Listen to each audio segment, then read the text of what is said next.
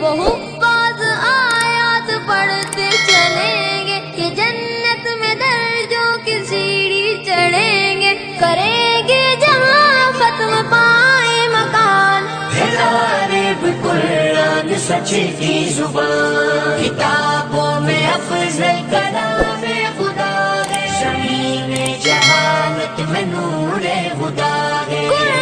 بسم اللہ الرحمن الرحیم۔ تصحیح قرآن کورس کا آج ہمارا یہ تیسرا سبق ہے۔ گزشتہ سبق میں ہم نے غلطیوں کی اقسام، جنہیں تجوید کی اصطلاح میں لحن کہا جاتا ہے، اس پر مختصراً کچھ گزارشات آپ حضرات کے سامنے پیش کی تھی۔ آج کے ہمارا سبق یہ تعوذ اور تسمیہ یعنی اعوذ باللہ اور بسم اللہ الرحمن الرحیم کے متعلق ہے، اور اس سبق کا اجمالی خلاصہ، پہلی بات اس کے اندر یہ یاد رکھیں کہ آج کے سبق کے اجمالی خلاصے میں کہ آج کے سبق کے اندر تعوذ کے متعلق 5 باتیں، تسمیہ یعنی بسم اللہ الرحمن الرحیم کی 5 صورتیں، ابتدائی تلاوت کی 3 صورتیں اور تینوں صورتوں کا حکم، اور تلاوت کے 5 درجے، اور آخر میں ایک اہم بات، یہ آج کے ہمارے سبق کا خلاصہ ہے۔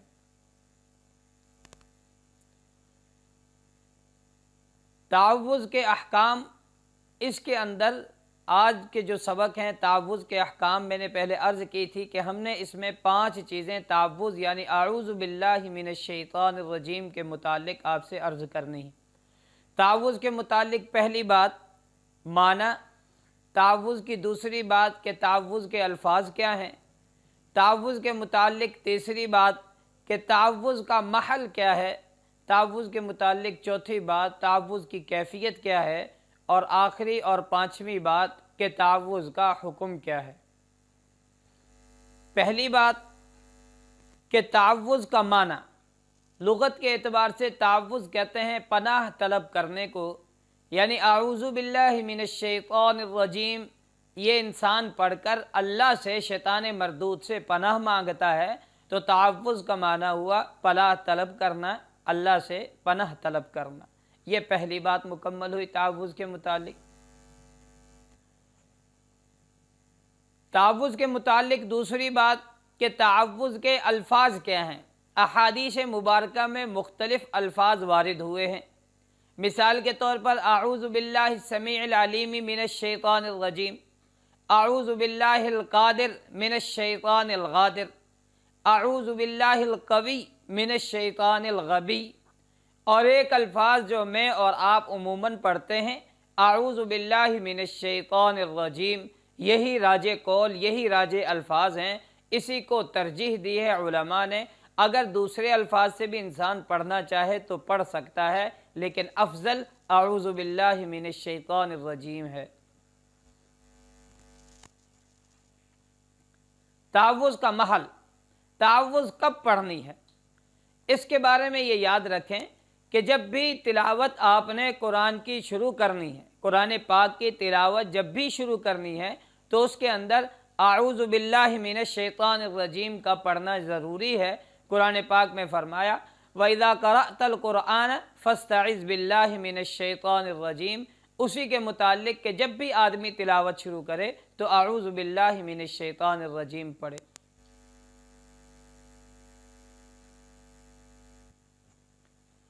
تعوذ کی کیفیت، یعنی بلند آواز سے پڑھنا ہے یا آہستہ آواز سے، اس کی کیفیت کیا ہونی چاہیے، اس کے متعلق یہ بات یاد رکھیں کہ اگر آدمی تلاوت بلند آواز سے کر رہا ہے تو تعوذ بھی بلند آواز سے پڑھیں گے، اور اگر آدمی تلاوت آہستہ آواز سے کر رہا ہے تو تعوذ بھی آہستہ آواز سے پڑھیں گے۔ اس کا خلاصہ یہ ہوا، جس طرح تلاوت کریں گے بلند آواز سے تو بلند، آہستہ آواز سے تو آہستہ، تعوذ پڑھنے کی کیفیت بھی انسان کی وہی ہونی چاہیے۔ 5ویں اور آخری بات تعوذ کے متعلق کہ تعوذ کا حکم کیا ہے۔ جمہور تجوید کے قراء حضرات تو اس بات کے قائل ہیں کہ تعوذ مسنون ہے، یعنی اکثر قراء کا یہی قول ہے، لیکن بعض حضرات کے نزدیک واجب ہے، وہ فرماتے ہیں کہ تعوذ جب بھی تلاوت شروع کی جائے شروع میں اعوذ باللہ من الشیطان الرجیم پڑھنا یہ واجب ہے، اور ان کی دلیل قرآن پاک کی آیت جس کے اندر فرمایا کہ جب بھی آپ قرآن پاک کی تلاوت شروع کریں فاستعذ باللہ من الشیطان الرجیم، تو اللہ سے استعاذہ مانگ لیا کریں، پناہ اللہ سے طلب کر لیا کریں۔ بعض کے نزدیک، اکثر کے نزدیک یہ مسنون ہے، بعض کے نزدیک یہ واجب ہے۔ تعوذ کی 5 باتیں مکمل ہوئیں۔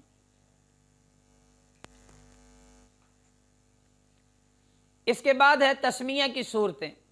تسمیہ کی 5 صورتیں ہیں، یعنی کس وقت کس طرح پڑھا جائے گا، تلاوت شروع ہے یا تلاوت کے درمیان ہے، سورت کا شروع ہے، سورت کے درمیان ہے، ان چیزوں کے اندر تسمیہ کے احکامات اس کو ذکر فرمائے جائیں گے اس چیز کے اندر۔ تو پہلی صورت کہ اگر تلاوت شروع کی جا رہی ہے سورت کے تو اس وقت تسمیہ کا پڑھنا ضروری ہے۔ سورت سے تلاوت شروع ہو رہی ہے، آدمی نے قرآن پاک کھولا، تلاوت شروع کی اور سورہ بقرہ پڑھنا شروع کی تو اس وقت اعوذ باللہ بھی پڑھے گا اور ساتھ بسم اللہ پڑھے گا، کیونکہ یہ ابتدائے سورت، ابتدائے تلاوت ہے۔ دوسری صورت، کوئی شخص اگر سورہ توبہ کی تلاوت کر رہا ہے تو سورہ توبہ کی تلاوت کرتے وقت وہ شروع میں بسم اللہ نہیں پڑھے گا۔ اگر تلاوت سورہ توبہ سے شروع کریں گے تو بسم اللہ یہاں پر نہیں پڑھی جائے گی۔ تیسری صورت کہ اگر تلاوت کے درمیان سورت شروع ہو جائے کہ آدمی پڑھتا ہوا وَعْلَمُوا سے شروع، آدمی پڑھتا ہوا آ رہا ہے اور آدمی کوئی بھی سورت پڑھتے پڑھتے آگے دوسری سورت شروع ہو جاتی ہے تو اس کا حکم یہ ہے کہ اس وقت آدمی جیسے ہی سورت شروع کرے گا تو بسم اللہ بھی پڑھی جائے گی۔ چوتھی صورت، اگر تلاوت کے درمیان ہی سورۃ التوبہ شروع ہو جائے تو پہلے عرض کیا کہ سورہ توبہ سے پہلے بسم اللہ نہیں پڑھنی، تو اس صورت کے اندر بھی یہاں پر بسم اللہ نہیں پڑھی جائے گی۔ وَعْلَمُوا سے تلاوت شروع کی 10ویں پارے سے اور سورۃ التوبہ پاؤ سے آگے شروع ہوتی ہے، تو جیسے ہی سورہ توبہ تلاوت کے دوران شروع ہو گئی تو ڈائریکٹ یہ دونوں صورتوں کو ملا کر آگے چلنا شروع ہو جائیں گے، یہاں پر بسم اللہ نہیں پڑھی جائے گی۔ 5ویں صورت، اگر سورت کے درمیان سے تلاوت شروع کی جائے تو تسمیہ میں اختیار ہے کہ پڑھ لے یا نہ پڑھے، اس کی مرضی ہے، لیکن افضل اور بہتر یہ ہے کہ وہاں پر بسم اللہ پڑھ لیا جائے، وگرنہ اسے اختیار ہے پڑھے یا نہ پڑھے۔ یہ 5ویں صورت ہے۔ یہاں پر ایک بات اور قاعدہ سمجھ لیں، جس طرح آپ نے تعوذ اور تسمیہ کے احکامات کو دیکھا اور سنا، اس سے یہ بات سمجھ میں آ گئی جو خلاصے کے طور پر آپ اپنے ذہن میں بٹھا لیں کہ اعوذ باللہ من الشیطان الرجیم، اگر انسان تلاوت شروع کر رہا ہے تو تعوذ پڑھے گا، اور اگر انسان سورت شروع کر رہا ہے تو اس سورت کے اندر بسم اللہ پڑھے گا۔ یعنی ابتدائے تلاوت تو اس صورت کے اندر اعوذ باللہ من الشیطان الرجیم اس کا محل ابتدائے تلاوت ہے، اور بسم اللہ الرحمن الرحیم کا محل ابتدائے سورت ہے۔ سورت کے شروع میں بسم اللہ پڑھنی ہے۔ اب جب یہ قاعدہ اور یہ ساری تفصیل آپ کے سامنے آ گئی تو اس صورت کے اندر اب عقلی طور پر 3 صورتیں بنتی ہیں کہ کوئی آدمی آیا اور اس نے تلاوت شروع کرنی ہے۔ پہلی صورت کہ ابتدائے تلاوت بھی ہے، ابتدائے سورت بھی ہے، کہ تلاوت کی ابتدا بھی اب ہو رہی ہے اور سورت کی ابتدا بھی اب ہوئی۔ کوئی آدمی آیا صبح کے ٹائم یاسین شریف پڑھنے لگا تو اب اس نے ابتدائے تلاوت اور ساتھ ہی ابتدائے سورت، یہاں حکم یہ ہے کہ اعوذ باللہ من الشیطان الرجیم بھی پڑھے گا اور بسم اللہ الرحمن الرحیم بھی پڑھے گا، اسی قاعدے کے تحت جو میں نے ابھی آپ کے سامنے عرض کیا کہ اعوذ باللہ کا جو محل ہے یہ ابتدائے تلاوت ہے اور بسم اللہ کا محل ابتدائے سورت ہے، اور یہاں دونوں صورتیں پائی جا رہی ہیں۔ دوسری صورت ابتدائے تلاوت درمیانے سورت، کہ آدمی کسی سورت کے درمیان سے تلاوت کی ابتدا کرتا ہے۔ جس دوسرے پارے کے شروع سیقول سے آدمی نے تلاوت شروع کر دی تو اب یہاں پر ابتدائے تلاوت تو ہے، لیکن درمیان سورت کے سورۃ البقرہ کا درمیان ہے، تو ایسی صورت کے اندر اس کا حکم یہ ہے کہ تعوذ تو پڑھیں گے، تسمیہ میں اختیار ہے، کیونکہ ابتدائے تلاوت کا محل پایا جا رہا ہے، اور ابتدائے تلاوت ہے، تعوذ کا محل پایا جا رہا ہے، تسمیہ کا محل نہیں پایا جا رہا، اور اس میں نے عرض کیا تھا تسمیہ کی 5 صورتوں میں کہ اس کے اندر اختیار ہے۔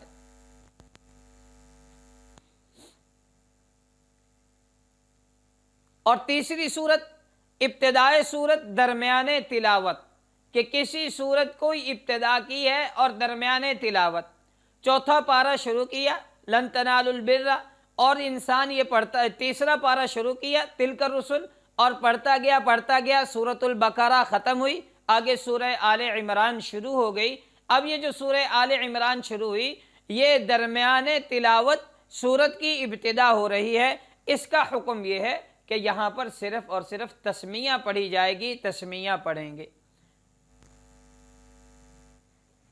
اعوذ باللہ اور بسم اللہ تعوذ اور تسمیہ تلاوت کے آداب میں سے، اس کی بات سمجھ لینے کے بعد اب قرآن پاک کے تلاوت کے جو درجات ہیں ان کو سمجھ لینا چاہیے۔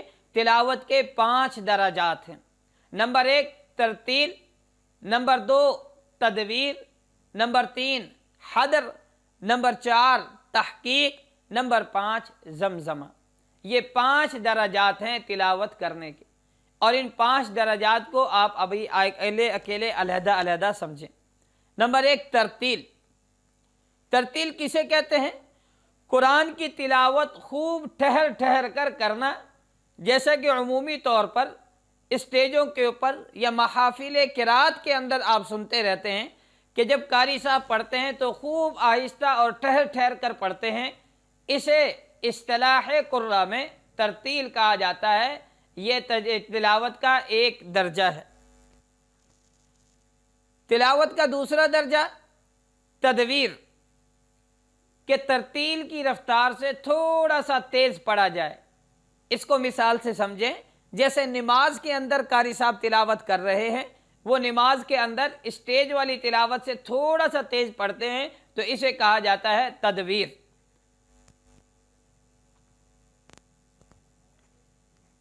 تلاوت کا 5واں درجہ ہے حدر۔ حدر کسے کہتے ہیں؟ کہ تدویر، یعنی جو آپ نے نماز میں تلاوت کی، اس رفتار سے تھوڑی سی رفتار تیز کر کے پڑھنا۔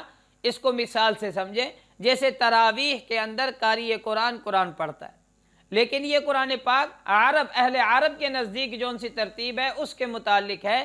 یہ ہمارے ہاں پاکستان پاک و ہند میں جس طرح قراء کرام بہت تیز رفتار سے پڑھتے ہیں، وہ حدر کے اندر نہیں آتا۔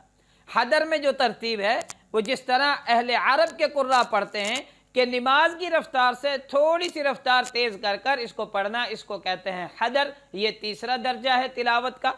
اور تلاوت کا چوتھا درجہ وہ تحقیق ہے، مطلب کہ ترتیل کی رفتار سے بھی آہستہ پڑھنا، یعنی اسٹیج پر جو تلاوت کی جاتی ہے اسے ترتیل کہتے تھے، اس رفتار سے آہستہ پڑھنا۔ اور اس کو مثال سے یوں سمجھیں، جس طرح کوئی استاد اپنے کسی شاگرد کو مشق کروا رہا ہے، یاد کروا رہا ہے، تو مشق کروانے کی صورت میں اس جو صورت اختیار کی جاتی ہے اسے اصطلاح قراء کے اندر تحقیق کہا جاتا ہے۔ اور تلاوت کا 5واں درجہ زمزمہ۔ زمزمہ کسے کہتے ہیں؟ کہ حدر کی رفتار سے تھوڑا سا تیز پڑھنا، یعنی تراویح میں جس طرح قاری صاحب پڑھتے ہیں اس رفتار سے تھوڑا سا رفتار تیز کر کے پڑھنا، جس طرح عموماً حفاظ اور قراء منزل سناتے یا منزل یاد کرتے وقت تھوڑا تیز پڑھتے ہیں، یا آدمی اپنی انفرادی تلاوت کرتے وقت تھوڑی سی رفتار تیز کر کے پڑھتا ہے۔ یہ 5واں درجہ ہے حدر کا، زمزمے کا۔ ان 5 درجات میں اگر تلاوت ہو تو یہ اصولوں کے مطابق ہے۔ یہاں پر آخر میں ایک بات بطور نوٹ، بطور احتیاط یہ سمجھ لیں کہ ان تمام درجات میں شرط یہ ہے کہ تجوید کی رعایت کرتے ہوئے پڑھا جائے۔ اگر کوئی شخص تجوید کی رعایت کرتے ہوئے نہیں پڑھتا تو یہ شخص ان 5 درجات میں شامل نہیں ہوگا۔ تو گویا کہ تلاوت کے ان 5 درجات میں شرط یہ یاد رکھیں کہ ہم نے تلاوت کے آداب کو، تجوید کے آداب اور شرائط کا لحاظ رکھنا ہے۔ آج کا ہمارا یہ سبق پورا ہوا۔ اللہ